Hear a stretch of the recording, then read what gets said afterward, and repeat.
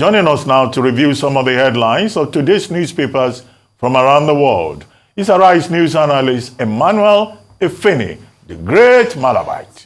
Good morning, Emmanuel. Good morning, Ruben. Good morning. Good morning, Ayo. Good morning, Stephanie. Good morning, Rufai. Morning, sir. Yeah. We'll start the review with this day, Nigeria's newspaper of record. The lead story, Rivers local government crisis, Showdown Looms, armed group vows to sack council chairman, CP to troublemakers, steer clear, don't be used as cannon fodders, as Sari Dokubo urges council heads to vacate office. Immediately, invoke doctrine of necessities to stop impending anarchy. Group urges National Assembly. Well, the Rivers situation, this happened to be another phase of the drama. Expectedly, the expiration of the tenure of the local government chairman. You expect that before the expiration, another election should have been conducted, but of course, that has not happened. And the local government chairman citing the extension given by the Amewele faction of the State House of Assembly, saying they have an extension. However, Rufai, we were talking about the court judgment that claimed the members did not defect. No evidence to show that they defect. Well, that judgment was put forward by the Attorney General of Rivers State, and he said, in fact, there's no place, nowhere in that judgment where it is so stated that they never left the party on which platform they were elected. But so that was propaganda judgment again, as they did the last one for the appeal. Interpretation. Wow, this country. Eh? So at least the Attorney General brought that of Rivers. They brought that judgment for that. There's nowhere. When they received the certified true copy, that there's nowhere it is so stated. However, when there is the tenure of political office holders come to an end, and they cannot just extend it on their own. Usually what you do, they vacate office and the civil servants take over until there are elected local government or appointment of caretaker committees, as the case may be. And this story is also hogging the front page of the Nigerian Tribune newspaper. Tension in Rivers State over control of LG councils as tenure of chairman expires. Youth storm LGA secretariat, asks chairman to vacate office. Police warn troublemakers. But Simfobara has taken some action. And the Nation newspaper is reporting that Fubara replaces 23 Rivers Council bosses. Governor directs civil servants to take charge. Of course, that is what should happen. As in this case, tenure expired, no new local government chairman elected. The civil servants have been so directed to take charge. But again, the drama in Rivers State does not follow the rules.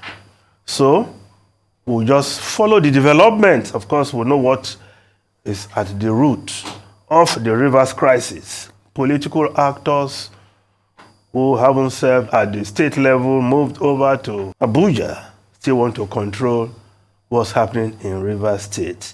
And of course, you ask of the Rivers elders. Unfortunately, some of these political actors don't even believe in those elders. They see them as expired politicians because they are the reigning champions in Abuja, and they want to also be current champions in Rivers State. That is the problem we're having in Rivers. So we'll keep a watching brief, and I'm sure before long our correspondent Omano will update us on what is happening in Rivers State. Now, the other story on the front page of the Nation newspaper, Emir crisis, presidency dismisses Kwankwanso's Kano alarm. Ex-governor alleges state of emergency plot. Police warn against Boeing Sanusi. Security beef up around main palace. Well, Kano is another place where crisis is brewing. As we speak, 2 persons are sitting as Emir of Kano. Sanusi Lamido Sanusi, reinstated by the state government with amendment of the extant law, while some will say the immediate past, but Ado Bayero is sitting somewhere in another palace as Emir of Kano. Well, what will happen? Rabiu Kwankwanso, the leader of NNPP, of course, the godfather of the Kano state governor, is saying that some persons what they're planning for Kano is like breeding another crop of Boko Haram fighters, and that they want to cause confusion in Kano.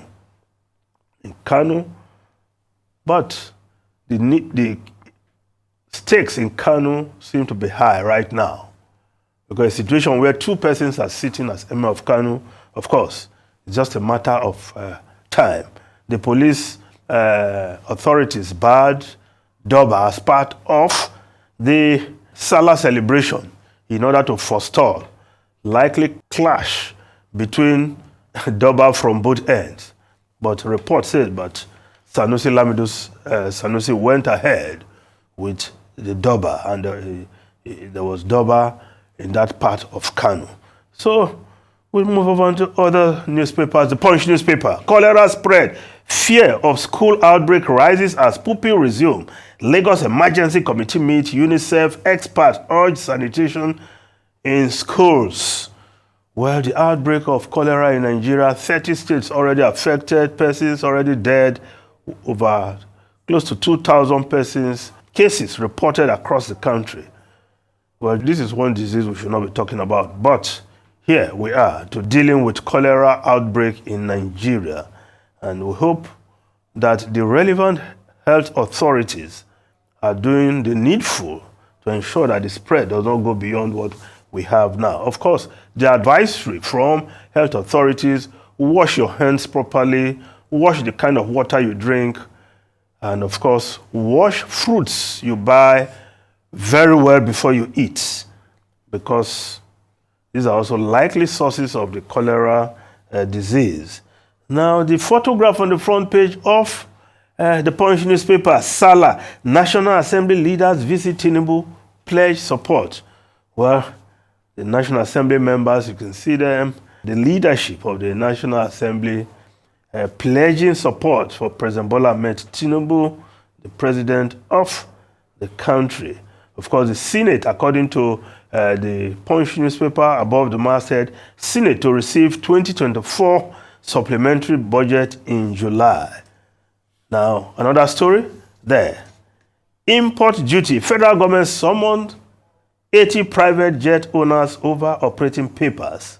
Custom plan clamp down on improperly imported private jets. Begin probe Wednesday. Well, those who own private jets and they don't have the right documentation, well, we have to contend with what the government is doing, because, of course, you cannot fly private jet without the relevant papers. Those who are doing that, of course, they will have to contend with the relevant authorities. The Guardian newspaper: out of stock. Anxiety as 200% hike. Scarcity hits hospitals, essential drug market. Of course, that is the situation right now. Of course, with the inflation, it's also affecting drugs in the market, in hospitals, and many are not able to cope. The Vanguard newspaper has that story also. The Vanguard: Nigerians struggle as high drug prices fuel health crisis. Out of pocket payment on the increase. Patient care threatened. Rising cost force resort to herbal remedies. Traditional healers worry over unpredictable effectiveness of traditional medicine. Of course, many resorting to traditional medicine. Well, the issue of the right dosage, efficacy of those herbal concoctions, one concoction curing over 100 ailments, usually the problem of some of these herbal drugs. But that is what Nigerians are facing today. New Telegraph newspaper, Salah spending triggers Naira scarcity nationwide. Of course, POS operators charge 100% commission, claim bank officials, National Union of Road Transport Workers, food vendors sell Naira to them at exorbitant rates. No cash in many banks' ATMs. 152 commercial motorcycles missing in Delta during festivities. Of course, the story below the photograph there, former President Olusegun Obasanjo visiting the First Lady, Senator Oluremi Tinubu. The story below the photograph, again, ASU rejects new Varsity Governing Council, says list made up of retired politicians, insists dissolve councils yet to conclude tenure. Now, the Daily Independent newspaper, fresh crisis brews in PDP over Rivers Assembly lawmakers' case. Stakeholders call for suspension of PDP National Legal Advisor. Yes, the story below the photograph, tenure dispute, tension as youths police take over Rivers Council Secretariat. Daily Trust newspaper, sacrifice, lead by example. Nigerians tell Tinubu. Of course, the advisory from the president that Nigerians should make sacrifice in his Salah Day interview at the prayer ground. And a number of Nigerians are saying the president and members of his cabinet, the National Assembly, those in government should set the example by showing that indeed times are difficult. They cannot live large and expect Nigerians to make sacrifice. That's the advisory coming from those responding to the statement from President Bola Ahmed Tinubu. Now, the foreign newspaper outside Nigeria, across Africa, Business Day of South Africa, shares up as cabinet haggling begins. Uprooting grafts, growing economy should top priorities 91. Of course, with the government of national unity in South Africa, the priorities have to be shaped according to the dictates of some of these political parties. But some things are very clear and straightforward. Growing the economy, curbing corruption should be on the front burner. Now, the Daily Nation of Kenya, all eyes on MPs over new taxes. D-Day after the National Assembly Finance and National Planning Committee last evening heeded Kenyans' call to recommend the removal of some punitive taxes. So, the National Assembly responding there in Kenya. While the Herald newspaper of Zimbabwe, ZAC in possession of more evidence against Shivayo. Of course, the probe of businessman Shivayo, who received $40 million contract and did not deliver accordingly. Contract for supply of electoral materials at the last general election. The Zimbabwe Anti-Corruption Commission dealing with that there. Now, if we just look at one newspaper in the UK, Daily Telegraph. Tories turn to Johnson to counter reform. Former Prime Minister signs letter to Red Wall voters as Tories warn of generation under Labour. Ruben Ayo Rufai. So here we just have about a minute more. Truth is, Tories looking for everybody that can win election for them. One of the reasons why Rishi Sunak brought in Lord Cameron into the cabinet was because, though he was a potential election winner in the past, I'm not sure he can do that again. Even with Boris Johnson, with his infamous past now, I'm not sure he can do that again. I think the Tories should just accept their fate. Yeah, like Dr. Batu was saying yesterday, it's just a case of damage limitation they're trying to do now. It's now so bad in one of the polls, I must have to say one of the polls because it's only of the YouGov poll that has shown the reform top Tory. Other polls that have come out have not shown like a clear lead. So Tory is still the front-running opposition. It is very sad where the Tory party is now. And I think we should also learn. It's reflective of the fact that when you don't serve the people effectively, then the people will punish you. And that's why the likes of Nigel Farage are speaking. And also, probably this is also indicative as regards what is happening in Israel, where Benny Gantz has finally pulled out of that war cabinet, and the war cabinet has been dissolved in the end. And I'm sure Benny Gantz is pretty much signaling that Netanyahu can go ahead with his hardliners to continue the war, and he doesn't want to be part of it. Will this lead to a quick adoption of the ceasefire and ending to all of this? Would Netanyahu be able to stretch it? Only time will tell. All right, just in terms of an opportunity to just highlight again that front page story of the Punch newspaper with regards to the cholera outbreak. Yes. Especially as the report focuses on the fact that children or students are going to go back to school from tomorrow. And we've seen the effect, health officials have talked about how it impacts children under the age of 5 because they're the ones who are more prone to dehydration even more. And maybe the conversation we should be having today is, I know some students have examinations this week, it's that time of the year, but if it's not compulsory in terms of if they don't have examinations, maybe just hold off a little or a little while until this is contained, because according to the Commissioner of Health in Lagos State, the strain of cholera bacteria is the very aggressive and highly contagious one.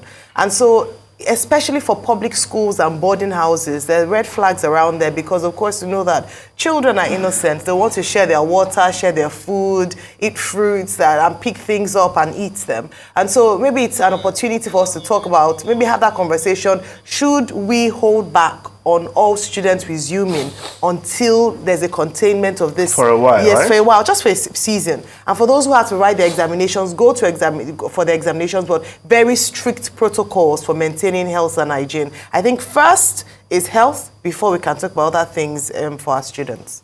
Okay, let's talk about Nigel Farage.